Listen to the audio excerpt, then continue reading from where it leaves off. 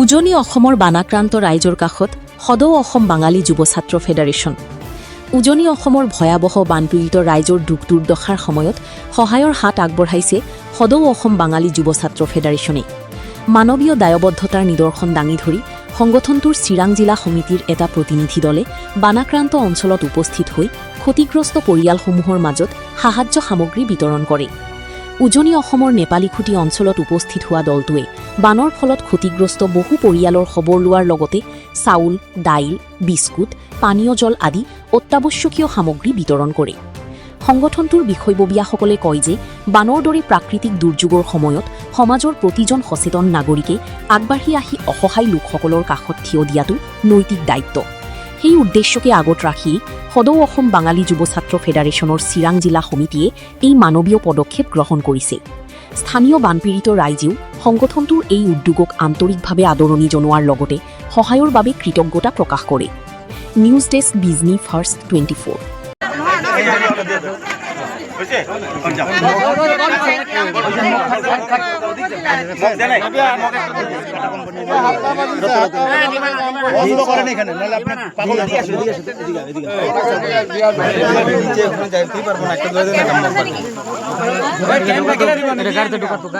কিন্তু যেটো চাউল দাইল হেবো দিছে এটো পাইছো, কিন্তু টুচক এখন আজিলৈকে পোৱা নাই আৰু অন্য একো সুবিধা পোৱা নাই। কিন্তু কেম্পৰ মানুহখিনিকে দিয়ে, আমাক নিদিয়ে। আমি এতিয়া কেম্প থাকিলেহে কৰিম।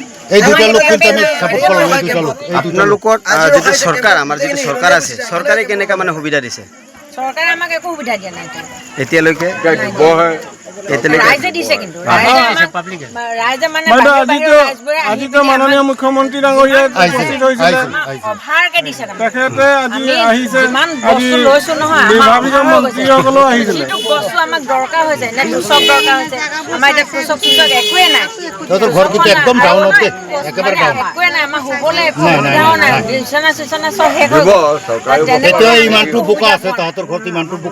যিখিনি মানুহ আমি ওচৰৰ সেইখিনি বানত যিখিনি ডুবি আছো, সেইখিনি মানুহে নাপায়। বাহিৰা মানুহ জোৰ তোৰ মানুহ আহে, নডুবা মানুহো আহি যায়। আমি মই উঠনি এখন তুলিৰ কাৰণে কৈছো, মই ছোৱালীজনী ঘৰত আছিলোগে, হেৰিয়াত সোণপাৰাত থাকোগে। এতিয়া ইয়াতো কোনো নাই, মোৰ সোণপাৰাত আছিলোগে। সোণপাৰাৰ পৰা আহি কালিয়ে আজিয়ে হেৰি ৰিলিজ লৈছো দেই। তাৰপিছতে মই কৈছো যে মোক তুলি এখন যেনে তেনে দিয়ক। তাৰপৰা ওচৰৰ মানুহবোৰে একদম মানে পুৰা থপিকে লৈ লৈছে। মই তেতিয়া কৈছো যে আৰু নাই বোলে।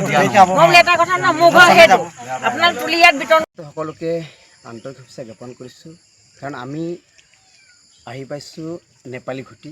উজনি অসমৰ যিটো নেপালীখুটি বুলি সকলোৱে দেখা পাইছে, যিটো বানৰ যিটো পৰিস্থিতি, ভয়াৱহ যিটো বানৰ পৰিস্থিতিটো দেখা পাইছে সকলোৱে।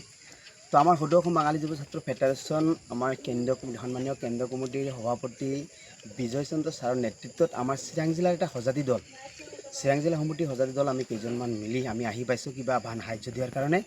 তো অহাৰ পাছত আমি এনেকুৱা চালোঁ যে যিসকলে মানে এনেকুৱা পৰিস্থিতিত আছে, সেইসকলৰ লগত আমি অলপমান সমভাগী, অৰ্থাৎ সিহঁতৰ দুখৰ লগত আমি অলপমান সমভাগী হ'ম বুলি এটা আশা।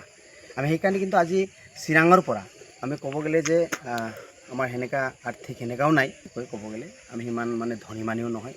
তথাপিও আমি ভিডিঅ' চাই, ছ'চিয়েল মিডিয়াত চাই কিন্তু অহাৰ বহুত ইচ্ছা আছিল। আমি আহি দেখা পালোঁ যে এনেকুৱা অৱস্থা হৈছে, এটা ঘৰৰ ৬৬টা গৰু আছিল, তাৰ পৰা বোলে ৬৫টা গৰু ঘৰতে মৰিছে। তো ক'ব লগা নাই। আমি সকলোকে কৈছোঁ যে যদি আপোনালোকে আহিব খোজে, যদি আপোনালোকে বান সাহাৰ্য দিব খোজে, আপোনালোকে আহক নেপালীখুটিলৈ।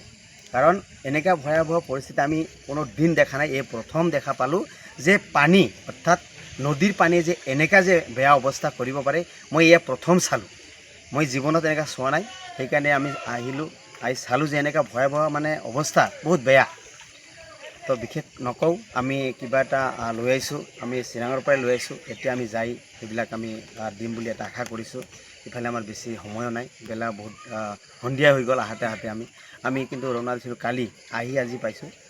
তাকো কৈছোঁ, আমাৰ সদৌ অসম বাঙালী যুৱ ছাত্ৰ ফেডাৰেশ্যন, আমাৰ কেন্দ্ৰীয় কমিটিৰ সন্মানীয় বিজয় চন্দ্ৰ ছাৰৰ নেতৃত্বত আমাৰ এটা সজাতি দল ইতিমধ্যে চিৰাং জিলাৰ পৰা, চিৰাং জিলা সমিতিৰ পৰা এই নেপালীখুটি যিটো মানে জেগা, সিহঁতে আহি পাইছে।